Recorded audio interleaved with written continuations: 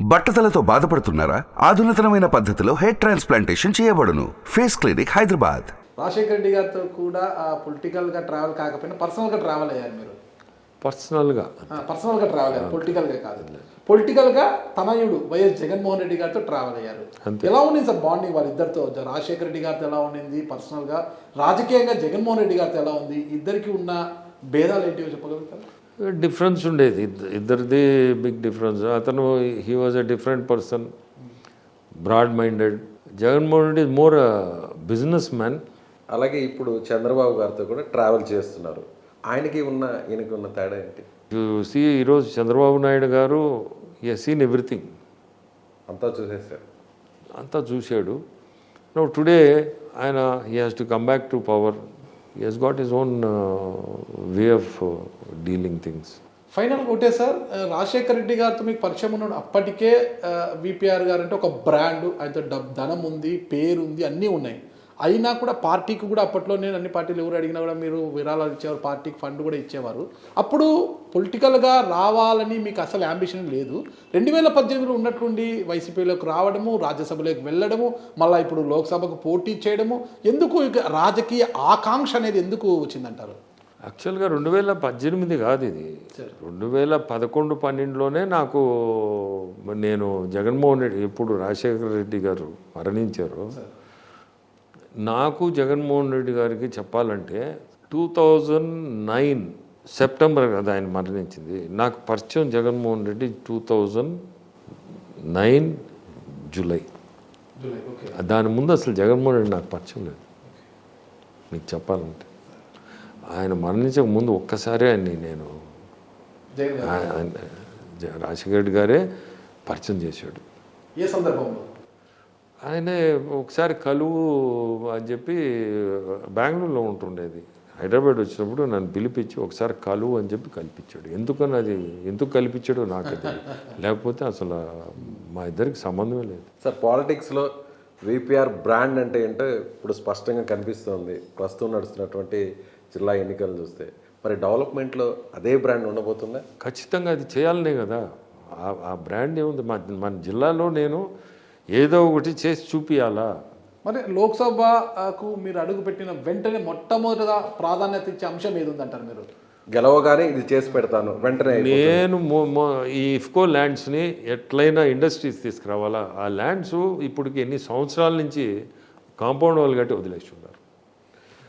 వచ్చేటప్పుడల్లా చూస్తున్నా దాన్ని, ఆ ల్యాండ్ని మనం యూటిలైజ్ చేసుకోవాలా. నాగరాజు గారు, ఈ విషయంలో ఒక విషయం చెప్పాలి.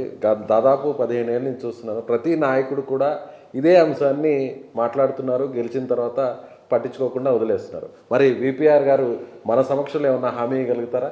ఖచ్చితంగా గెలిస్తే ప్రతి నాయకుడు ఎన్నికల సమయంలో ఇది హామీని ఇవ్వడం, తర్వాత హామీని మర్చిపోవడము. మీరు ఇచ్చిన హామీని నిలబెట్టుకుంటారా? నేను 100% నిలబెట్టుకోవాలనే చెప్తున్నా. లీగలీ ఏదైనా ఇష్యూస్ ఉంటే తప్పక ఆ ల్యాండ్ మనం డెవలప్ చేయగలిగితే ఈ జిల్లా బాగుపడుతుంది, నెల్లూరు జిల్లా.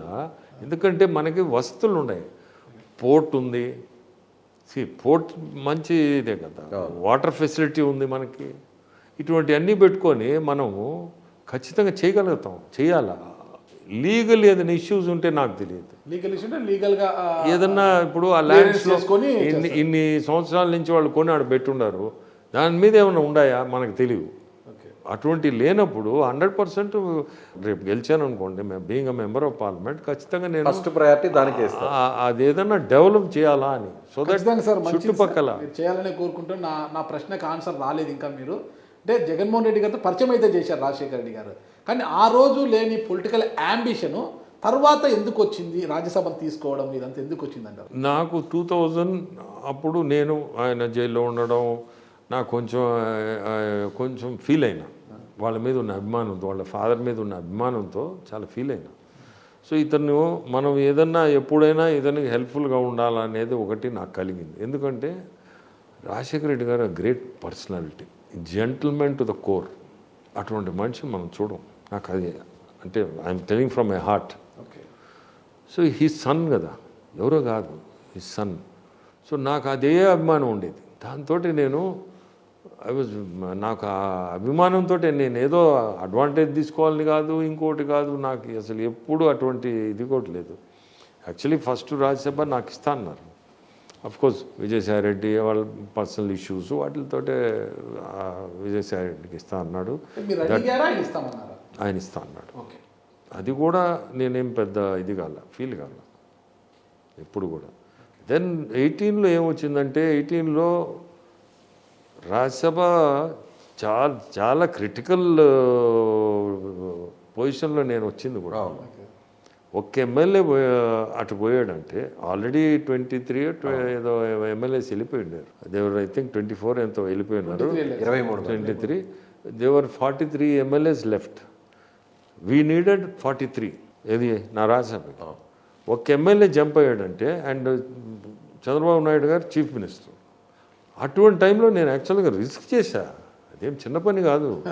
రాజ్యసభ ఆ రోజు ప్రతిపక్షంలో ఉన్న వైసీపీలో అప్పుడు మీరు రాజ్యసభ సభ్యులు అయ్యాడంటే ఆ ఎలక్షన్ కూడా అప్పుడు చాలా సీరియస్, చాలా సీరియస్, చాలా రిస్క్ అది.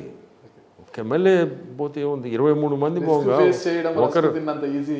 సో ఆ రోజు కూడా యాక్చువల్లీ విత్ రిస్కే. నాకు నేను చెప్పాను కదా, ఇప్పుడు కూడా చెప్తుండా, భగవంతుడు ఆశీస్సులే అది ఆ రోజు గెలవడం కూడా. సుమన్ టీవీలో మీ పర్సనల్ అండ్ బిజినెస్ ప్రమోషన్స్ కోసం కింది నెంబర్కి కాంటాక్ట్ చేయండి.